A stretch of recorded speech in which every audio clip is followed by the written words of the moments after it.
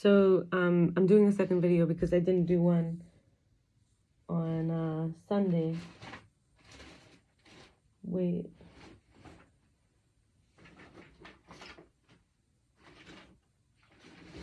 I'm missing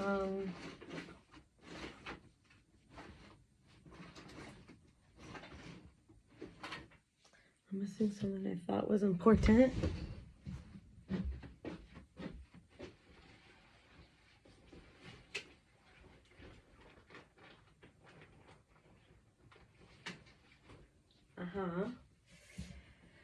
Okay.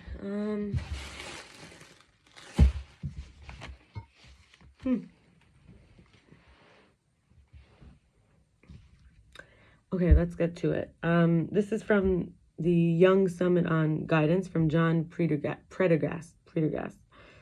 Surrendering to life and to service. Okay.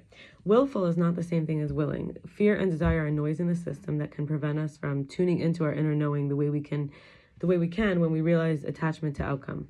When we release attachment to outcome. So being willing is not the same thing as being full of will. The intuition activated is actually a calm and grounded present state of awareness with a stable flowing breath and comfort in the now without rushing anywhere, and even the head and the neck find a natural middle rather than going too far forward or back. There's a deep current of being and engaging with the whole of life versus the via the interiority, like in the inwardness. But it's to the allness and being of service to the collective, the greater good. Egocentricity falls away like separationness, being used for good rather than trying to be a good girl or boy. And not fixating, grabbing on dark material or shadows, but also not refusing or avoiding the true human experience, which includes success and failures, bitter and sweet, love and loss. And also this can be seen as challenges, difficulties that happen, rather, openness and acceptance, not thinking I shouldn't be experiencing this. But if the thought comes, let it go rather than actively thinking it. And even curiosity, affection, and non-judgment can be invited as we have attention drop in and rest and fall back and drop into the sense of spacious awareness regardless of the mood, aware and open and welcoming feelings, and not in the problem-solving mode, being fresh, resonating, reflecting in the invitation without an agenda to change or manipulate or fix them, and understand that it comes naturally as things are allowed to unfold, and portals often emerge, like from shame to innocence, from rage to power, from fear to fearlessness, and from grief to love. The essence of the inner guidance as we are gaining trust to do this, first with someone else maybe, by practicing experimentation, it reveals that our ability to be led through the richness of life is what facilitates transformation. It's important to recognize the psyche has remarkable depth and stores pain, which can require skill or support and resources to not get stuck in the trauma vortex as we access very deep material and parts from our childhood. As we become certain of our capacity for attunement as needed, and also of our ability to tolerate the experiences, both from the past or in the now, intensity, step in, step out, step in, step out, and differentiating the sense of self from a particular rough and compelling experience. It's like for more space. We access the quieter, true inner clairvoyance, the accurate, it often means simplifying our questions a lot, like not needing so many details. Listening mode, being available, noticing, receptive to whatever comes up, being empty, trusting, not knowing, letting go of intentions. Connecting this way is a process that often has a quality of surprise and spontaneity. And it makes something an object of awareness. It disqualifies us with it. When we make something, the next point was that when we make something an object of awareness, it disidentifies us with it. It's not us. It becomes other. That's when we develop our lens of mistrust. And we will be learning from, I guess, two more experts. No, I want to do four more experts.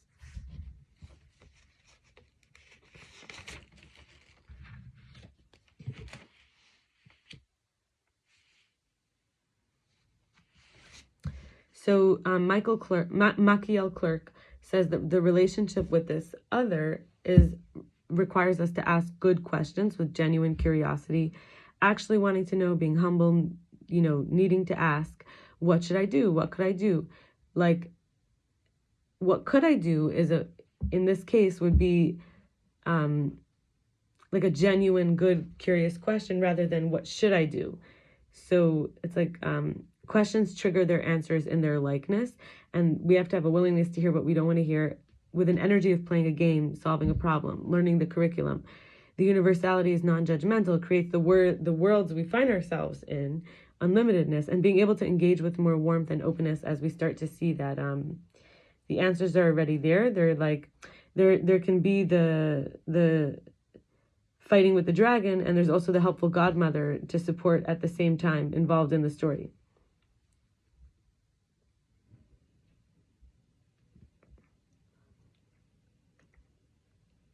To see what happens when we discharge our assumptions. Rumi is a poet. He says, sell your cleverness and buy your bewilderment. And by bewilderment, life is unfolding in each person. We don't require someone else to get the answers. This is the inner rabbi, inner priest, inner guru, inner monk. We engage with it on its terms, rather like a relationship, rather than telling it how to engage with us. And being mystified by not requiring clarity right away, taking a step toward what the answer may have meant, checking it to see if there's confirmation or redirection at times when it's not an obviously direct answer. And the next teacher we have is Paula Tursi. She was not on the Jungian Summit on Guidance. That was the 3 teachers from the summit that I wanted to share, and this is from Paula Tursi. She says, when we're learning about our fear, the worries, the anxieties, and the concerns, it could be work, relationship, responsibilities, they could be endless. The options to be in fear of, there's endless options to be in fear of. Plus, it can be seeming like it touches many aspects of life. Freedom from fear involves looking deeply at the roots and purpose and how to approach it more clearly and empowered, because at its core, fear is like a mental construct. We used this image before of the roots, the trunk, the branches, and the fruit. So a projection of potential scenarios, like the fruitful fear would be that the result. So it's like the thought of the fear, and eventually, not the thought of the fear, but like the mental construct here. So at the root, it's a mental construct, a projection of potential scenarios that haven't happened yet. Even if it's a persistent fear, it's most likely not grounded in reality. It's fueled by uncertainty or past trauma. So fear is learned, and also fear is instinctive. While pain causes fear because of its implications for survival, the fears can be softened and understood, and understanding that it's the anticipation of the thing that we're afraid of, or the blank of, put the fear in it, not the truth of that thing that causes fear. Because fear is not just a story, it's also physical triggered sensations. Bodies react to fear with tension and discomfort, and so it's actually helpful to observe when fear arises and how it shows up in the body to signal the presence of fear, and identify these cues and then recognize them as the first step to mitigating fear's impact, and address the feeling of fear, because the story can make them seem more real.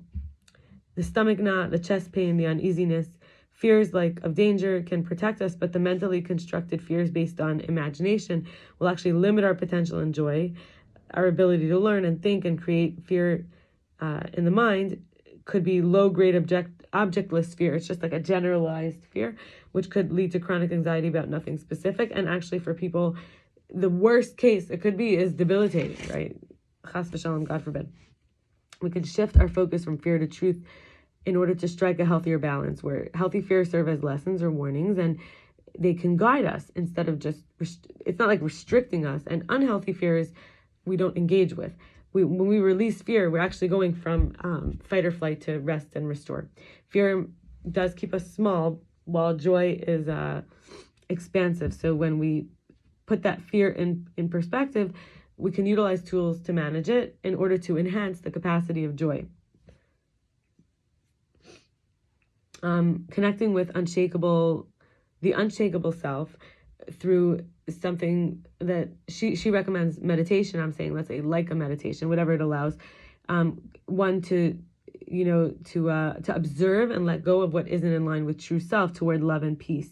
So I'm going to pause there. And basically the reason I wrote this from what she said was because I was thinking, the observer, the experiencer. When we're experiencing fear, we can go to observation. She says that could be a tool, like to let go of, like we might be experiencing fear and feel shaken up, but we're observing it. We're not the one being shaken up. We're observing that the quality of fear could shake someone up a little. So it's this true self, which is peaceful and loving and doesn't need the fear.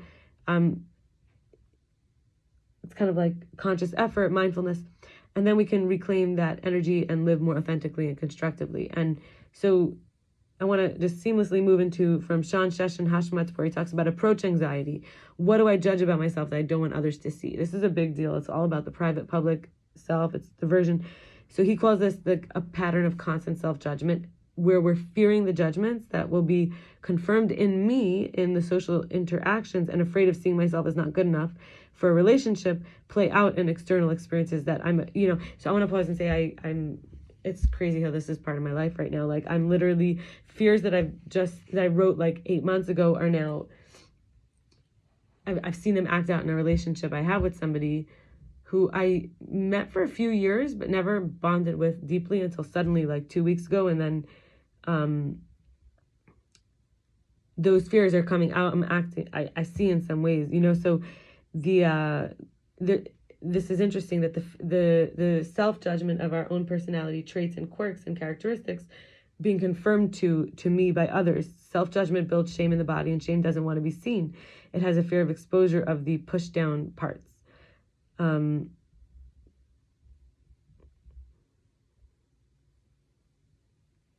this is when people are afraid that others will confirm that they're not good enough. And then they want to hide and they stay in the dark, the shame in the dark. Shame to me is also a kind of pride, actually. And our last expert for the day is Venus Winslow. Let's start from this page. So she says, her theme was about codependency. She says, by understanding the root causes, like we're talking about roots now again, of these self-sabotaging behaviors, like codependent behaviors, and seeking support and guidance, one can embark on a journey towards self-discovery, self-compassion, a life filled with healthier, more fulfilling relationships. Everybody deserves love, happiness, and a life free of the chains of codependency, more than desire and talk about it. We have to actually commit to taking action. So first, people pleasing, which is a constant need at the expense of our own needs and well-being. This stems from an upbringing of making narcissistic parents happy in order to survive, adapting to their ever-changing demands, and the pattern carries into adult life, leaving us feeling frustrated, stressed, as we put others before ourselves. Second is difficulty setting boundaries, inability to establish and maintain healthy boundaries, which can be traced to the chaotic and unpredictable environment created by narcissistic parents when we needed to be on high alert, anticipating their needs and desires, making it challenging for us to assert ourselves and protect our emotional well-being. And three, seeking external validation to feel worthy, linked to the lack of emotional support and recognition from narcissistic parents, growing up in an environment where accomplishments were never enough, constantly seeking others' approval, exacerbating frustration and stress. Four, avoiding conflict, stemming from early conflict experiences with our narcissistic parents, which often led to emotional turmoil and instability, resulting in an aversion to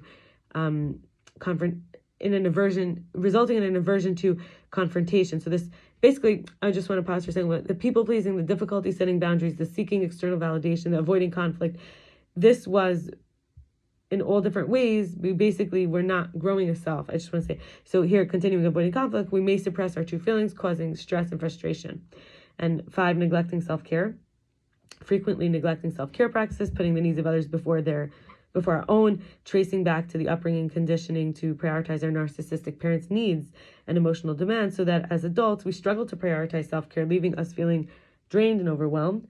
And when the narcissistic parent acts so victimized, when we refuse to follow this codependency program, they push, certain buttons, and self-sabotaging behaviors are survival strategies, not inherent flaws. And the frustration and stress we might experience are valid emotions resulting from these deeply ingrained patterns. Breaking the cycle of codependency is the first step to understanding these self-sabotaging behaviors.